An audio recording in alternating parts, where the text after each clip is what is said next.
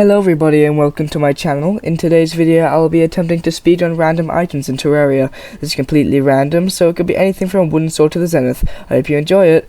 The first item I got was a clay block, so I started out with a new welding character and just dug straight down. Clay is a very common block in Terraria, so I got it very easily. Unfortunately I hit a patch of stone which slowed me down a bit, but it still only took 16 seconds to get it. The second item I got was a wrath potion, which is crafted with an ebon koi and deathweed, both obtained via the corruption biome. So I started a new corruption world, and the first thing I did was chop down a tree to make a wooden fishing pole. I then found my first wooden surface chest, which contained the potential savior of the playthrough, the can of worms. For anyone who doesn't know, the can of worms is a consumable item that contains, shockingly, worms that can be used as bait in fishing. After collecting that, I found my desert biome and mined some sand to get bottles. Whilst I was there, I also mined some stone to make a furnace. I then went to the left of spawn and found my corruption biome, where I had a friendly conversation with some Eater of Souls. They're nice guys, by the way, very interesting. When one of them realized, quite correctly I might add, that it wasn't safe for me there, so he decided to send me home. Thank you, Eater of Souls, that was very thoughtful of you. Anyway, back at spawn, I made a house for me, myself, and the guide, who refused to go inside, and after I participated in some, mild deforestation, made myself some wooden clothes. If I didn't have the drip at that point, I never would. Hang on a minute. At that point, night had fallen, so I decided to place down the chest I had collected and to organize my inventory.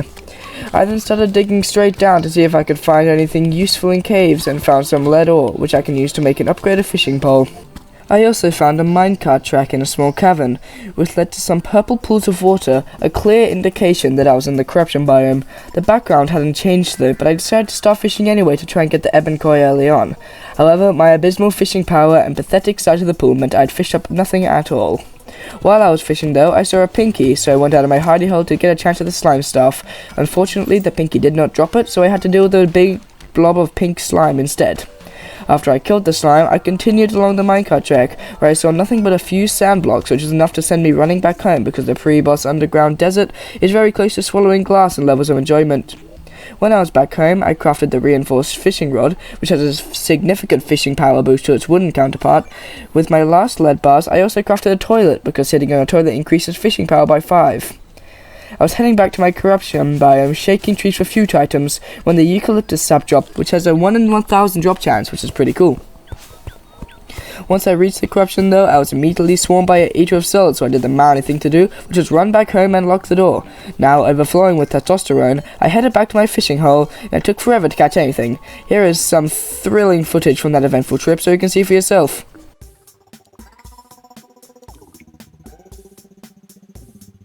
I soon gave up, so I travelled to the right of the track to see what was there and found nothing. So instead, I went down another cave and very carefully activated a boulder trap, leading to my grisly demise.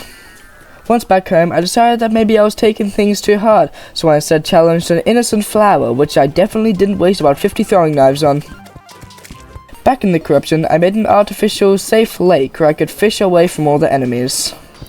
Once it was full, which took forever, I started fishing, then realized I could upgrade my worms to enchanted nightcrawlers, which have a much higher fishing power. Even with these adjustments, I lost all my bait and was killed when I tried to go home. At this point, I was getting far too familiar with the death screen, and so I went to the desert to get full cactus armor. However, Terraria realized that I hadn't seen the death screen in a bit too long, so it decided to throw a sandstorm at me, so we were reunited once again. After that experience, I went back to the minecart track and explored the other side, where I ran into a wall again. Whilst I was down there, I went into a pool of water to try and find the lost city of Atlantis, and according to my good pal the death screen, I found it. Back at the surface, I built another NPC house for the merchant to move in. Then I tried pole vaulting in the corruption, but then remembered why I don't do pole vaulting. I then went back to the corruption, where I decided it was a good time to climb up my intestines and out of my mouth, which I did not appreciate one bit. I then tried to get past the corruption using my epic parkour skills, and was rewarded with the Eater of Self popping my cranium like a balloon in its freakily oversized mandibles. After I was sent back home, unwillingly, I built another house in case the wrong NPC spawns in, and went back underground where I found a very obviously trapped chest, which after de-trapping, I opened and was rewarded with a pair of Hermes kicks and a rather dashing new sweater, which still smelled of the man who used to own it. Then, using the explosives, I used a pre-existing wire to blow up a deposit of lead because I wasn't bothered to mine it like a regular person. When I was exploring the caves, I came across a red slime. We thought it was a good idea to simply glide through blocks, which was unfair because I don't have that ability myself. After killing that hacker, slime, I found my first life crystal in an underground lake, which was extremely cool. I then tried to make a mob grinder where the Eater of Souls could pass through the wall and I would kill them. Step 1 worked great, but step 2 not so much. So after some adjustment, I got right to work. I managed to collect over 50 silver, so I grabbed it and teleported back home before I could lose it again. I then went back underground, where I found my second pinky, which is kind of insane as they are very rare, but did not get the slime stuff once again. At that point, I had been playing for an hour, so I was starting to slowly lose my mind. The fastest Moonlord speedrun, for comparison, is only 52 minutes, so I was mentally degenerating. After I pulled myself together a bit, I went back to the corruption to farm some more. It was during this farming session where I saw the 5 words that completely changed the speedrun for me. Gilbert the merchant had arrived. I quickly sped back home and I purchased the most useful item in this entire run, the fabled bug net. After stocking up on bait, I went back to the corruption and started fishing. Believe it or not, I believe it, I actually ran out of bait during this, so after collecting some more, I went right back to it. At last, after 2 hours of waiting, I finally fished up the fish I needed, the ebon koi.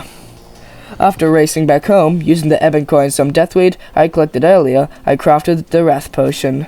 I honestly can't believe it took so long to get this potion, but we finally did it. If you enjoyed this video, please like and subscribe as it really helps me out. Comment below what you want me to do next, and thank you so much for watching. Bye bye.